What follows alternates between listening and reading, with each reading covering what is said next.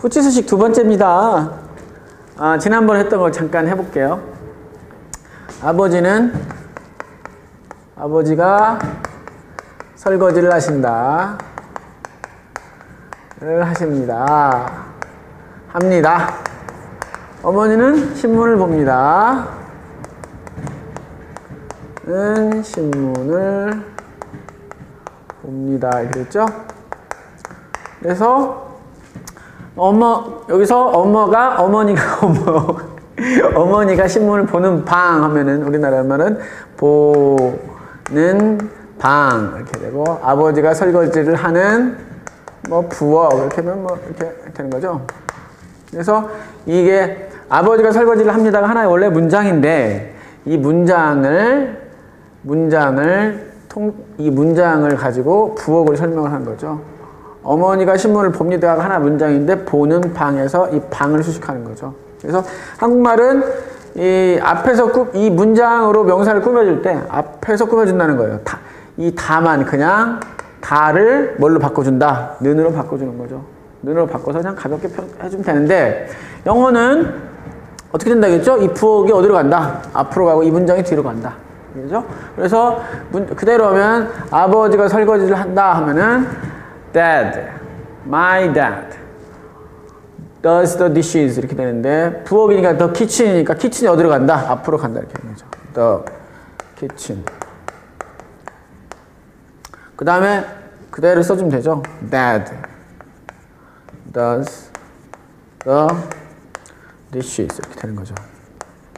자, 이것은 뭐냐면 아버지가 설거지를 한다라는 부분에 있어서 문장에서 아무런 변동이 없이 그냥 이걸 가지고 아버지가 설거지를 하고 있는 부엌, 아버지가 설거지를 하는 시간 하면 the time, 아버지가 설거지를 하는 장면 하면 the scene that does the dishes 이렇게 해서 그냥 하는 거예요. 그냥 요걸 자체를 아무것도 바꾸지 않고 아버지는 설거지를 한다는 완벽한 문장을. 근데 이번 시간에 우리가 할 것은 이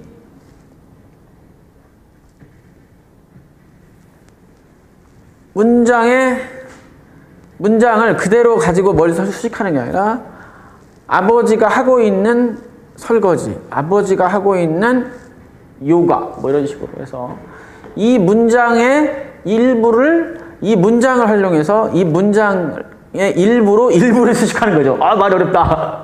문장의 일부를 수식한다는 거예요. 그러면 아버지가 설거지를 합니다가 뭐가 되냐? 이렇게 되는 거예요. 이렇게 설거지를 하는 아버지 이렇게 되잖아요. 그죠? 아버지가 설거지 한다가, 그 다음에 아버지가 하는 설거지 이렇게 되는 거죠. 원래 하나의 문장의 일부를 통해서 일부를 수식하는 거죠. 이렇게. 네. 말은 좀 어리버리하게 했지만 의미는 전달이 됐을 거라고 생각해요. 한국말도 이렇게 하나의 문장이 수식 구조로 갖는 것처럼 영어도 마찬가지가 되는 거예요. 영어도 마찬가지가 돼요. 영어도 설거지를 하는 아버지 또는 아버지가 하는 설거지 이렇게 되는 거죠. 그러면 아까도 제가 말씀드렸지만 아버지가 하는 설거지면 이 수식받는 게 어디로 간다? 맨 앞으로 간다. 그래서 어떻게 되냐? The dishes. 그죠? That does. 이렇게. 사실 여기다 my를 다 써야 돼요. my 있다고 해 다. my. 그래서 나의 아버지가 하는 설거지 이렇게 되는 거죠. 예? 이해 가시죠? 여기만 돌리면 되니까 그렇게 어렵지 않아요. 그 다음에 하나 더 해볼까요? 이번에는 그 다음에 설거지를 하는 아버지 하면 어떻게 돼요? 설거지. 아버지가 하는 설거지고, 설거지를 하는 아버지면 역시 뭐가 앞으로 가야죠? 데드가 앞으로 가죠. 데드가. 그렇죠? 그러니까 데드가 맨 앞으로 가요. 그럼 my dad 이렇게 돼요. my dad. 그 다음에 남는 게 뭐예요? does the dishes가 되잖아요.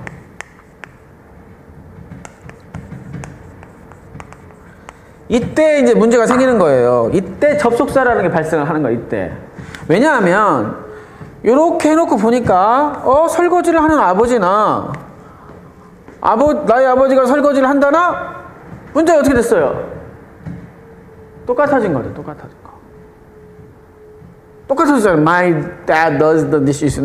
안 되니까. 그러면 영어에서는 얘가 얘를 꾸며줄 때 얘가 사람이면은 이때는 who를 쓰자. 만약에 그 다음에 the dishes my dad doesn't 나의 아버지가 하는 설거지인데 그러면 여기도 접속사가 이렇게 넣어주자. 그러면은 이제 아버지가 설거지를 한다가 아니라 설거지를 하는 아버지로 이 두 개의 문장이 확연하게 구별이 되잖아요. 그죠? 그러면 얘만 이렇게 쓸 것이냐? 아니다. 그럼 얘도 넣어주자. 어떻게? 얘는 물건이니까 후이치를 넣어주자. 이렇게 되는 거예요. 그 다음에 아까 이거 어디 갔어요? 더 룸이죠, 더 룸. 더 룸이면 여기다가 뭘 넣어주자? 여기 장소니까 where를 넣어주자. 그래서 앞에 꾸며주는 이 명사에 맞춰서 접속사를 넣어주는 거죠. 사람이면 who, 사물이면 who이지. 이런 식으로. 이해가시나요? 그런데 어떤 때는 꼭 써준다. 어떤 때는 문장의 일부를 통해서 주어를 수식할 때는 who를 꼭 써준다. 그러니까 왜냐하면 안 써주면은 의미가 어떻게 되니까 의미가 어떻게 되느냐 문장이 똑같아지니까 아버지가 설거지를 한다나 설거지를 하는 아버지나가 똑같아져 버리잖아요. 형태가. 그렇죠. 그렇기 때문에 이때는 꼭 써주는데 나머지는 형태가 다르니까 써도 그만 안 써도 그만이다. 그래서 얘들은 그냥 생략해도 되고 써도 되고 이렇게 하자. 이렇게 되는 거죠. 그 다음에 그러면 이제 이걸 가지고 해볼까요? 어머니는 신문을 봅니다니까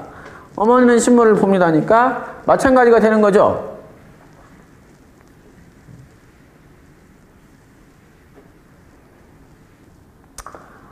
어떻게 돼요? 엄마가 보는 신문 이렇게 되죠. 1번 어머니가 보는 신문 이렇게 되는 거고 2번 뭐가 돼요? 신문을 보는 엄마 이렇게 되는 거죠. 신문을 보는 엄마.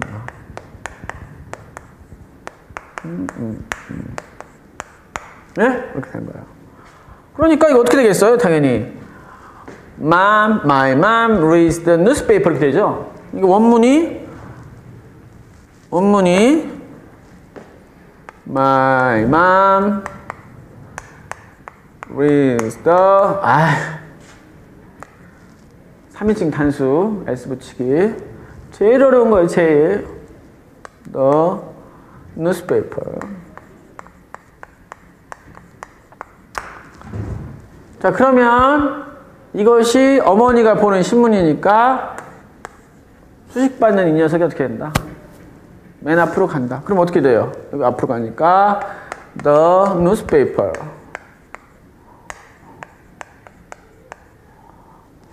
그 다음에 어머니가 보는 이면 my mom reads 이렇게 되는 거죠. 사물이니까 which를 써도 되고 안 써도 된다. 이런 얘기죠. 왜냐하면 이 원문하고 얘가 다르기 때문에 굳이 쓸 필요가 없어요. 예? The newspaper my mom reads 이렇게 되는 거죠. 그 다음에 신문을 보는 엄마 하면 어떻게 돼요? 엄마가 앞으로 가니까 my mom 이렇게 되는 거죠. 해놓고 신문을 보는 했을 때 똑같이 다시 뭐가 와요? 나머지가 reads the newspaper가 그대로 남잖아요. 그러니까 이것을 그대로 쓰면 안 되고 어떻게 한다? 사이에다가 who reads the newspaper 이렇게 된다. newspaper.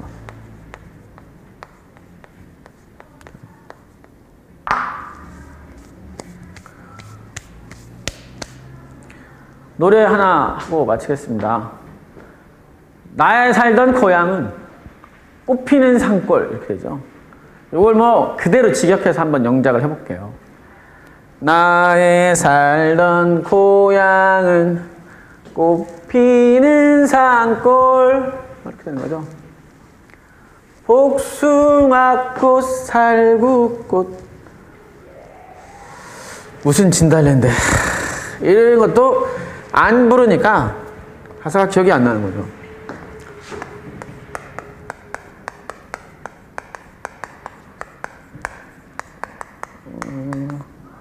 꽃피는 산골.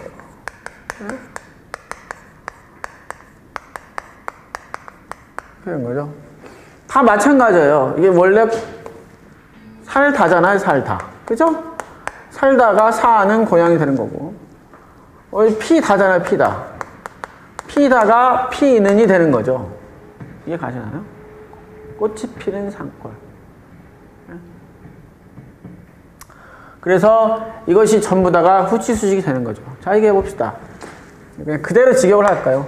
나는 고향에 살았어요. 이렇게 된 거죠. I lived in my hometown. 이렇게. 그럼 어떻게 됩니까? 내가 살던 고향은 어떻게 되죠? 이 고향이 어떻게 돼요? 맨 앞으로 간다고 그랬죠? 그러니까 어떻게 됩니까?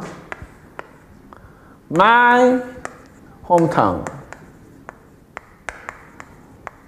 I live in. 이렇게 되는 거죠. 자, 다음 시간에는 좀 더 많은 예를 가지고 후치수식에 물론 이제 좀 더 규칙들이 좀 많아요. 이 녀석들이 이런 뭐 전치사가 있을 때 이 전치사를 뭐 생략하기도 하고 또 뭐 쓰기도 하고 뭐 이런 규칙들도 있는데 이러한 부분까지 해서 같이 한번 더 많은 예를 통해서 공부할 수 있도록 해보겠습니다. 수고하셨습니다.